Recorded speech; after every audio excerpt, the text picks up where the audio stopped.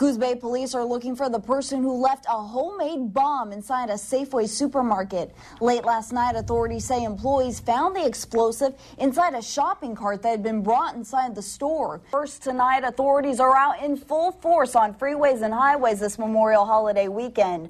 KVAL's Molly Blanchett shows us how law enforcement is working to keep you safe. It's tonight's top story. The city of Cresswell hit triple digits today, and I'm not talking about the weather. The town celebrated its 100th birthday and put on one huge party to mark the centennial. Covering the nation tonight, the Obama administration may be backing away from its controversial government-run insurance option. A dramatic wreck behind Autzen Stadium created a travel mess for several hours. Just before 11 this morning, 4 cars crashed on Martin Luther King Jr. Boulevard near Leo Harris Parkway. Take a look at this video. A spokesperson from the Eugene Fire Department told us medics transported 5 people to the hospital.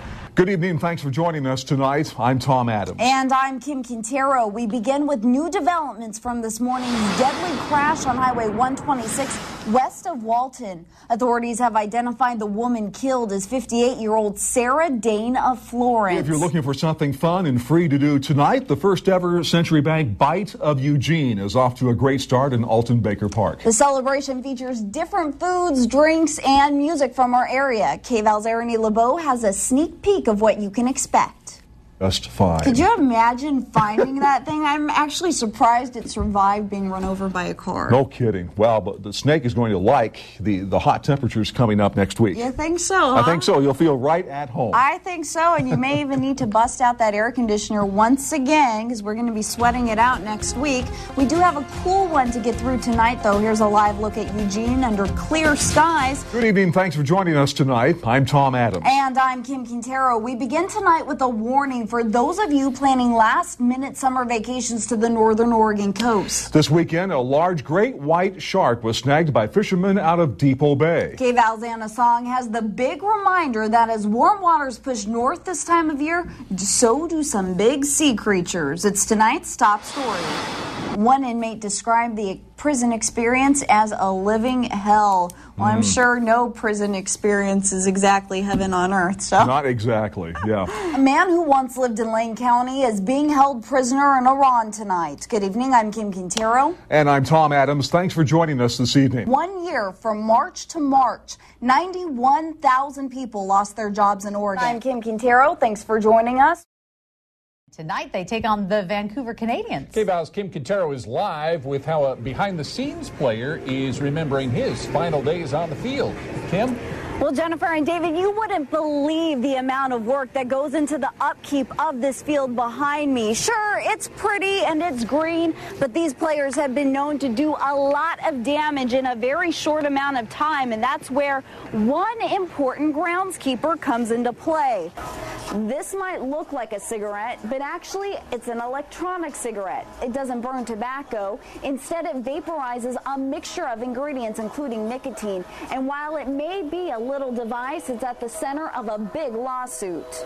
Welcome back. I'm Kim Quintero live at Hayward Field. These cars aren't exactly rolling off of lots. Fire crews are doing a mop-up. If they didn't do this, new fires could flare up from these hot spots. That's when a sergeant began crisis negotiations with her.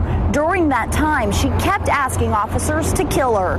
This raging inferno got a little too close for comfort for one business owner. Back in 2005, the Odell Sportsman Center burnt to the ground. And what can you tell us right now?